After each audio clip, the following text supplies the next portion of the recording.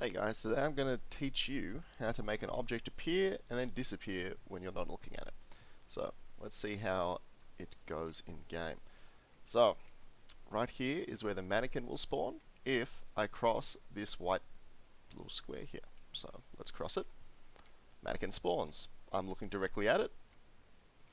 It's not leaving anywhere. And if I go close enough, I can still see its feet. Fair enough. If I can still see it, if I'm still in range to see it, it'll stay. And then after I move a set distance away and I'm not looking at it, it will disappear permanently. So if I try to go on the square again, it will not appear. Now, how did I do this? Well, this is the complete package. So let's go through it together. Okay, so we'll start at part 1. At the game start, destroy the object. Pretty simple, right? So when the game starts, you don't actually want it to appear. So you have an event begin play, do once, set hidden in game, the mannequin. So over here we have our little mannequin, and we have the box, which will act as our collision. So you can do this for any static mesh, any skeletal mesh, anything you want. You just plug it in there, and then plug it into the event graph. Okay? And then part 2, when the player, you, moves through the box, spawn the object instantly. So we have an on component begin overlap. So if you want to set this up, you just click on the box and you scroll down here and it has all of these events. So on component begin overlap here, we already have it. So you just click on this little green plus and it'll put it in. Then you cast it, other actor, you cast the object to your player character. Mine is called Dirac First Person BP, which is my player character over here. This little guy, I cast it to him, and then I set it to do once, and then I have a sequence set up on the event that it casts and my player overlaps the box. It will set the actor to not hidden, so it'll spawn the actor, right? And then it will also set this boolean, has the mannequin spawned in? So it's just giving a tick of approval that yes, the mannequin has spawned in, and that'll become apparent later. Next, we move on to part 3. When looking in the vicinity of the object, after a set delay, allow it to be destroyed the next time you don't see it. So down here, this is the tricky part. So we have a get horizontal dot product. Now, this means that between these two actors, between my player and the mannequin, it has a set of angle values. Now, these angle values are over here. So at 1, we're looking directly at it, so 0 degrees. 0.866 is 30 degrees, so I'm looking to the right 30 degrees. And at 0, I'm looking sideways, directly sideways at 90 degrees. And then it just goes the inverse. So we plug the get horizontal dot product 2 into this in-range float.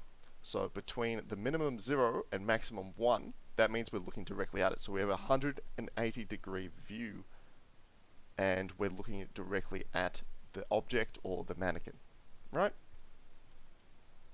And so on this condition, we will, after first seeing the mannequin, it will disappear after X amount of time.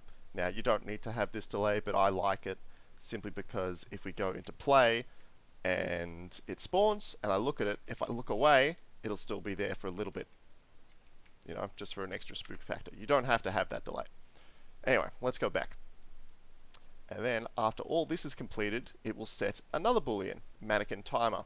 So obviously, once the mannequin timer is set, it will cut across to our main branch. And that'll become apparent later, of course. And then part 4, when you're not looking at the object, so we're taking the inverse values of here, so we're looking at 180 degrees behind ourselves, it will send the request to destroy the mannequin. So we have the same thing here, get player camera manager, get owner mannequin, horizontal dot product 2, set the inverse angle, -1 and 0, so 180 degrees behind ourselves, and we will set the mannequin to disappear. Now that all this is done, we can come across to our event tick. Now this keeps track of every single thing we have currently. So let's go through the conditions. So the event tick, on condition that the mannequin has spawned in, continue. So that was over here. So in part 2, when the mannequin spawned in, continue.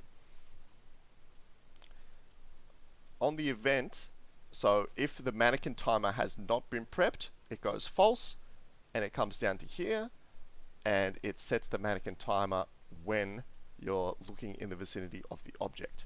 So as soon as this function completes, when the player moves through the box and it spawns instantly, this bypasses this true condition and goes to the false, and we come down here and it sets this delay. And once this delay has met, it will set this mannequin timer boolean, and we continue along the true path. And now we have a sequence. So this sequence says, when you're not looking at the object, send the request to destroy it. And on condition that this happens, it will send a sequence to activate this boolean, set the mannequin to disappear, which will in turn set this branch to true, which in turn brings us to part 5. Now this part's pretty easy. So we have another we have a get player camera manager, get owner mannequin, and we have a get horizontal distance to. Now because I don't want the character, sorry, one moment.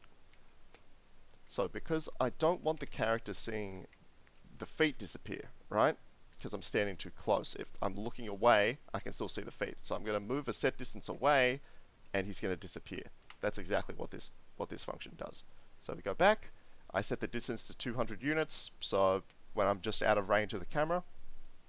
And then we have another branch here on condition that this is true. So on condition that I am greater than 200 units away, it will do once and set the actor hidden in game permanently. Okay guys, I will post images of all these blueprints in, and I hope you've enjoyed.